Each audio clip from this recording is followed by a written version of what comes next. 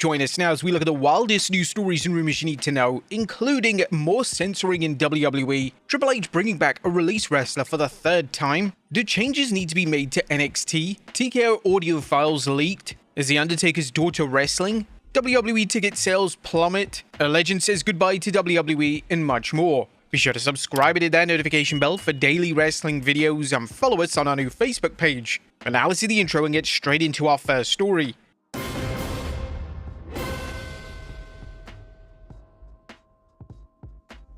Now first we looks at more censoring in WWE. Not only just yesterday, we looked at the fact that Netflix was now blurring out blood completely on WWE television in their replays. At a Night of Champions PLE replay on Netflix, Bron Breakker was busted open and they decided to censor out his face completely. But now it's getting even worse. And it seems that it's not Netflix behind this, but WWE. According to PW Insider, the edits to Bron Breakker and Seth Rollins on the Netflix replay of Night of Champions were done by WWE themselves. And it's not only Breakker's bloody face blurred at times, but some camera angles used during the live broadcast have since been replaced with alternate ones to hide him. There's also at least one instance of WWE making an edit to cut a crowd shot for a few seconds rather than showing the action after Breakker begins bleeding. In what has become a common practice for WWE replays on Netflix, the holy shit chant after Rollins puts Breakker through a table with a superplex has been replaced with a this is awesome chant. Now what's really interesting about this story is that it's not Netflix who's making the changes, it's WWE themselves, which is really strange as WWE didn't change up anything on their social media pages, nor did they change anything on their YouTube channel or ESPN replays. So why the hell are they doing this to Netflix only? This is really strange and it's a case of WWE messing with history. By cutting parts out and replacing it, it's doing more harm than good. Next up, Triple H bringing back a release wrestler for the third time. And my next story looks at a WWE return that appears to be on the horizon, and it's a name that nobody could have ever expected. Unfortunately for TNA, things are going from bad to worse, as yet another star has left their promotion. According to various sources, including Fightful Select, former world champion Eric Young has now left the company. Eric Young has left TNA. TNA confirmed that Eric Young has been released, and Fightful Select's Shaw Rossap has since confirmed that Young asked for the release.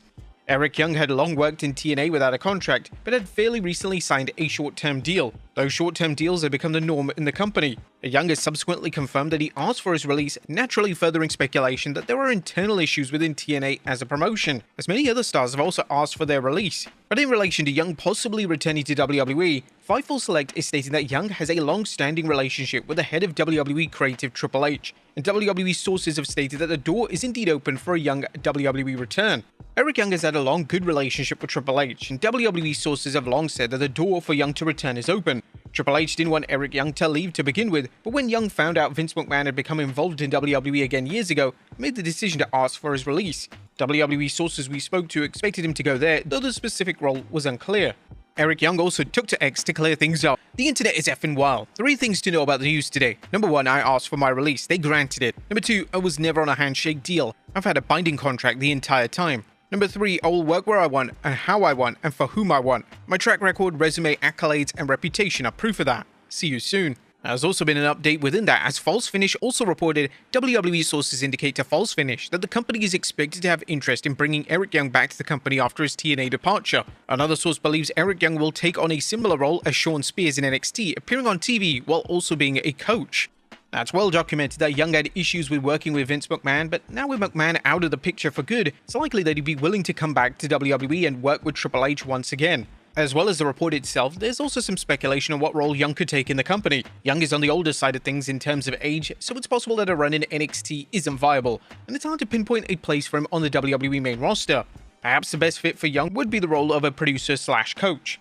Triple H likes to use names he can trust in these roles, with names such as Abyss, Jason Jordan, Bobby Roode, and Michael Hayes being his hand-picked guys. The game has even used Pete Dunne for a role in recent years, so this will definitely be something that the game will seriously be considering. What do you guys think of Eric Young possibly coming back to WWE for the third time?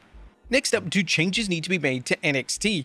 As WWE Champion Cody Rhodes is always open and honest when it comes to his booking and the state of the WWE product, and the latest edition of his podcast is no exception. On the latest edition of his show, he discussed the difference between NXT and the main roster, and he stated that time management isn't being taught in NXT, and it's leading to problems on the main roster. One of the things that I know is not taught necessarily when they come up can be the time management when it comes to how SmackDown and Raw work, because it is terrifying. You get there and it's, oh, we're doing your walk in 30 minutes. And as soon as your walk's done, can you be at the ring? You're late for your rehearsal. You booked the walk. How am I late for the rehearsal? And this is something that NXT may look at, and it's possible that call-ups are arriving to Raw or SmackDown completely unprepared. Next up, a WWE star praised. Io Sky is widely considered to be one of the greatest wrestlers in the world, and with Michael Cole now labeling her as such on commentary for WWE. Now another WWE name has come forward with praise for Sky as WWE champion Cody Rhodes stated on his podcast this week that whenever Sky is on the WWE PLE match card, it lightens things and takes the pressure off him. Anytime Io is in the ring, there are cards that we have that I'll look and I'll be very thankful for some of the names, and Io's one of them. In a way, it lightens things. Alright, if I blow it, they're gonna be fine. Io's going out there and putting in a shift already. She's killed it. Now, this is a huge compliment from Rhodes, and it would definitely be in WWE's best interest to make sure that Sky is featured on every major PLE. Next up, TK audio files leaked. Now, there's been another huge development in Vince McMahon's legal battles. According to reputable outlet Post Wrestling, voice recordings have surfaced of Ari Emanuel assuring Vince McMahon that he was going to help him with his legal matters. Voice message recordings capture Ari Emanuel in 2022 personally assuring Vince McMahon that he would help him with his looming legal jeopardy, as Emanuel was eager to make a deal that would combine WWE and UFC into the company today known as TKO Group Holdings. The report adds this is the first time that the public has access to the audio or the messages themselves. I spoke to my lawyer from Latham, just FYI. Everybody at the DOJ is former Latham lawyers, so on that side will be helpful. SEC, of course, it's SEC, but that's just a penalty. As it relates to everything else, yes, we can indemnify you, and we will. If it's criminal, of course, you can't stop criminal, but this is not criminal. Call me when you get a chance. Next up was Chris Jericho returning to WWE. Now, at the start of 2026, there were significant rumors that Chris Jericho was returning to WWE in some capacity. Jericho was heavily rumored to return at numerous shows, including the 2026 Royal Rumble, and he was even expected to wrestle at WrestleMania. And Jericho now finds himself back in AEW, and while speaking on Close Up, the inaugural WWE Undisputed Champion stated that the AEW return was planned for a while and it was months in the making. We planned it for a while, so it was kind of months in the making. I actually flew in a private jet the night before because I didn't want anybody to see me. I didn't see any of my friends. I didn't even tell any of my friends that I was there. One of my best friends was there. He flew in from Vegas for the show. He didn't even know I was going to be there, so it was a surprise for everybody. Now, this without a doubt suggests that Jericho was never planning on returning to WWE and was simply enjoying just time off. It was reported a few months ago that WWE and Jericho did have discussions, yet Jericho was under the impression that he wouldn't be able to carry on with his other projects if he re-signed with the company. A lot of fans label this potential Jericho run as now or never, and he's in the final stages of his career, so it's looking less and less likely that Jericho ever has one more active run in WWE. With that being said, Jericho is a certified WWE Hall of Famer, and there's no way that Jericho doesn't make at least a WWE television appearance in the future. Next up, The Undertaker's daughter wrestling. Now, The Undertaker may be long retired, but that doesn't mean that somebody in his family can take over, that being his daughter. Yes, The Undertaker's daughter is all grown up now, and now she's been seen training in the ring at the WWE Performance Center. She was literally doing flips in the ring, which is so cool. It was only back in 2022 where she looked so young and was doing old school on The Undertaker. Currently, there's no word on whether she's actually training to become a WWE superstar, but she definitely has some skill in the ring, even this one time pulling out a 450 in the ring. Next up, Triple H is trying way too hard. A former WWE personality Jonathan Coachman and wrestling personality JD from NY are often critical of the WWE product, and while some may say that they're overly critical, they made a great point regarding the booking and presentation of Oba Femi. On the latest edition of Coachman's podcast, they label Femi's decision not to have the King of the Ring reward at SummerSlam as confusing, and they state that Triple H is simply trying way too hard to sway the fans in a different direction. You know what they did? They really made everything more confusing for themselves because they want so vehemently to go against what the internet thinks and knows. We know everything before it happens, and Triple H is trying so hard to sway us away in a different direction. Now he's fucked himself over, and now he's made everything more confusing because he wants to keep it unpredictable for us because we know everything. JD then went one further by stating that the game is clearly listening to social media criticism. But then they say, oh, the fans on social media are very critical of the product. Just have fun with it. Meanwhile, he's the one listening to what the criticisms are online and trying to dictate the creative based on what we're saying. Now, they actually make a sound argument here, and it's hard to argue against anything he has to say. Triple H knows that we already know what's going to happen and that WWE is way too predictable. It's now messed up his own plans. Next up, WWE ticket sales plummet. Now, there is concern for next week's Raw. Next week's edition of WWE's flagship show is set to take place in Chicago, and traditionally, Chicago is one of the hottest markets for WWE, but this has seemingly changed. According to a new report from The Observer, under 10,000 tickets have been sold for the show, which is now down from over 16,000 tickets from the last show in the exact same venue. WWE RAW is set to take place next week from the Allstate Arena in Rosemont, Illinois. According to the latest report from WrestleTix, around 9,971 tickets have been distributed for the show so far, which is way down on the 16,642 distributed for the 9th May 2025 episode of SmackDown, the last time the company held a TV taping from the building. This number is up 398 since the last update from 2 days ago. The show in 2025 marks Cena's final appearance on the Blue brand, so this is likely why it was such a hot ticketed event. Nevertheless, a substantial drop of this nature is a very big problem for WWE, and now it'll be interesting to see if ticket sales jump after SmackDown this week. Finally, a legend says goodbye to WWE. Now, our final story looks at the WWE status of Mick Foley, as the WWE legend has now officially cut ties with the promotion. Taking to Instagram yesterday, Foley had a direct message for WWE, and he thanked the company for everything over the past 30 years. Hey everyone, this is Mick Foley, and I do have a message for WWE along with all my fans and fans of wrestling in general. The message for WWE and specifically for their merchandise and marketing people, the message is thank you, and I mean that sincerely.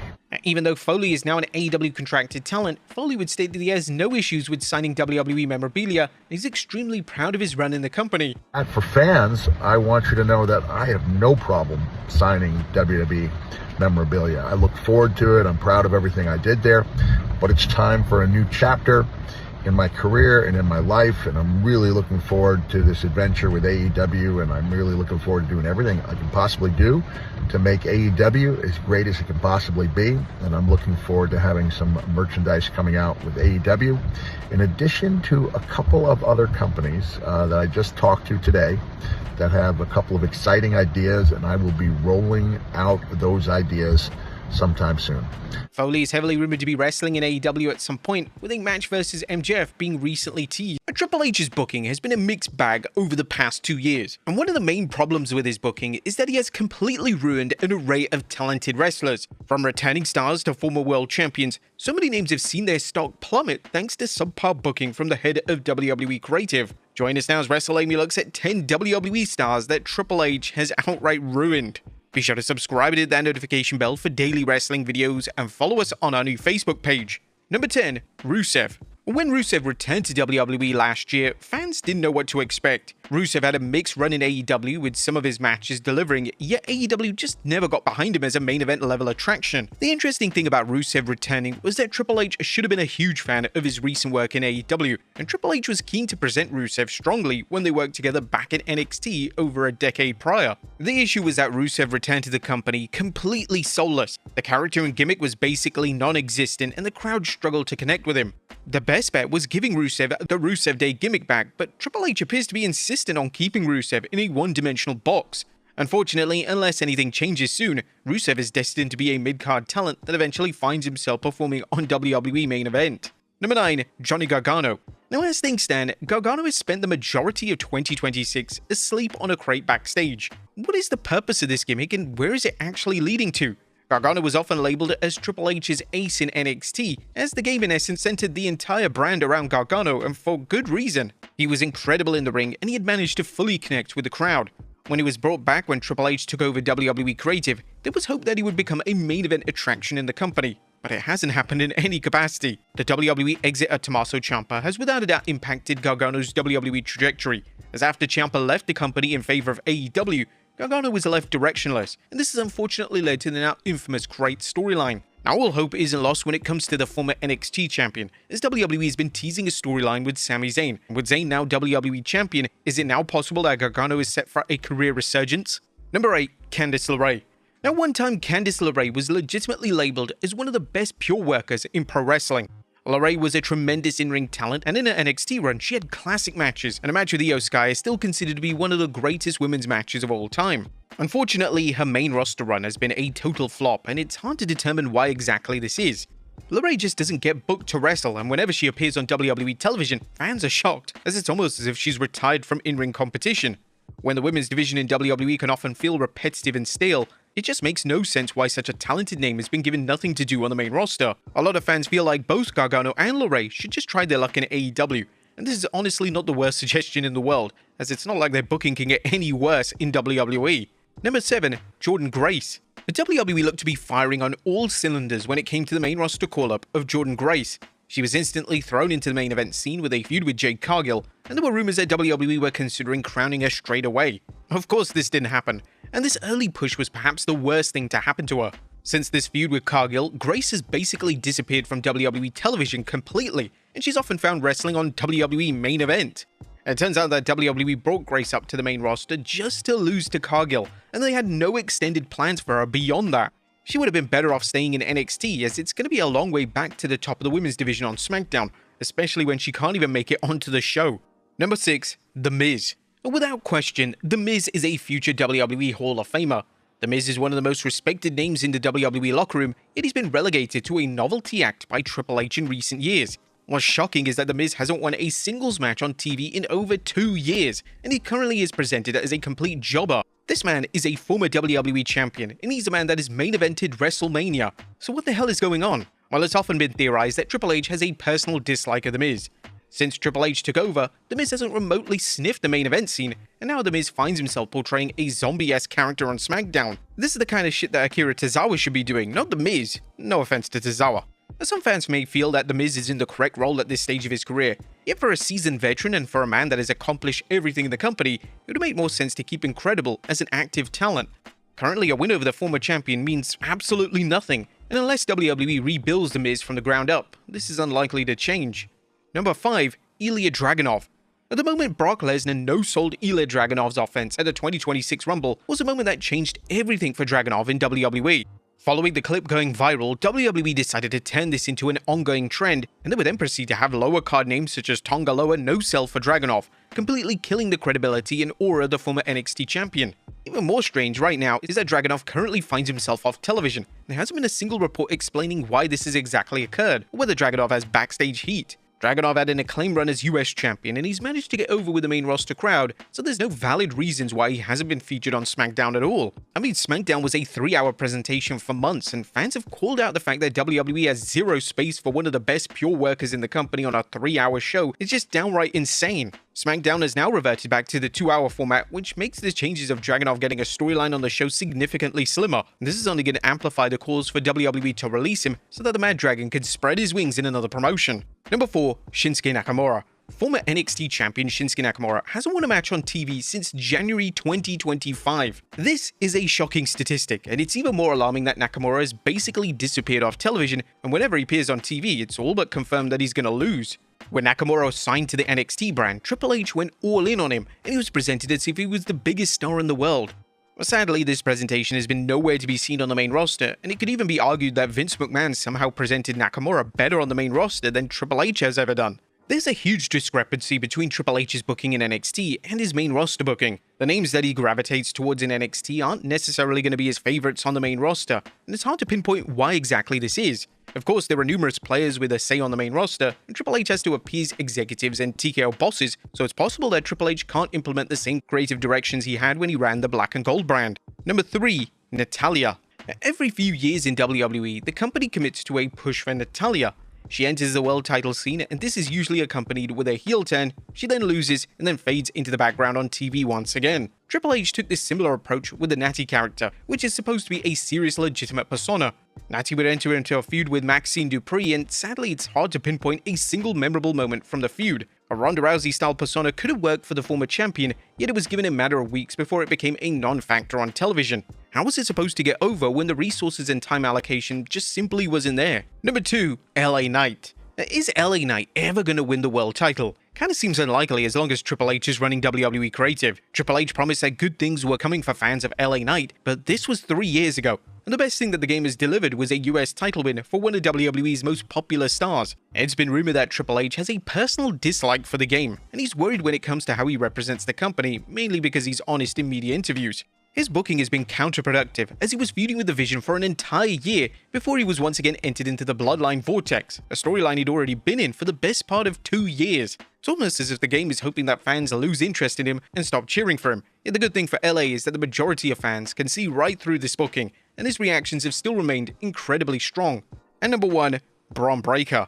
And with the start of 2026, Bron Breakker was the undisputed favorite to win the Royal Rumble match.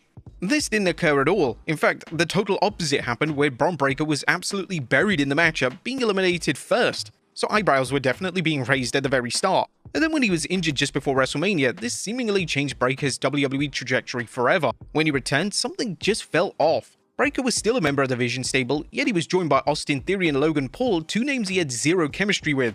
Breakker felt like a novelty act, and even though his big spot still received a huge reaction, the association with Theory and Paul continued to hurt him on television. Breakker would then lose to Seth Rollins in a steel cage match at Night of Champions, and there was concern coming out of the match that Triple H had officially given up on him. Breakker was once seen as one of the pillars of WWE's future, yet stars such as Obafemi, Trick Williams, and even Javon Evans have now overtaken him on the totem pole. This has been supported by a recent interview the game did with Stephen A. Smith, where he didn't name Breakker as a future WrestleMania main eventer, which is alarming to say the very least. Thankfully, Breakker is still one of the youngest names on the roster, so there's still a strong chance that he can still turn things around. But the WWE machine needs to go back to the drawing board with his character and rebuild him from the ground up.